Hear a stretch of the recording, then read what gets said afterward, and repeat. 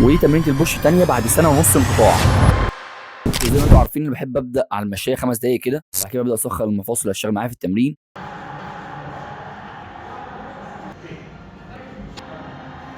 وبعد كده ببدا اول مجموعه بكون ورم اب ست، ما بكونش هارد ست، وانا بلعب مجموعتين بوزن خفيف في الاداء اللي انا هلعب فيه المجموعه الفعليه بتاعتي.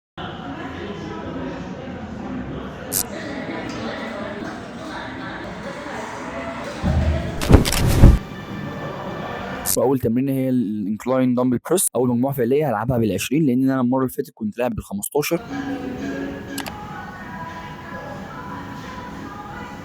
وبعد كده هننقل على تاني تمرينه وهي الكيبل ديكلاين.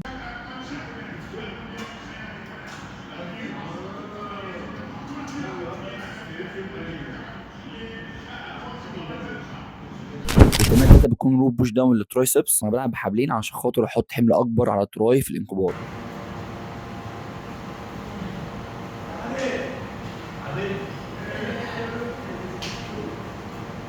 التمرينه الرابعه وهي اللاتر ريسز للكتف الجانبي، واحط البقره عند مستوى الريست بتاعي عشان خاطر احمل على الكتف الجانبي في الاستطاله.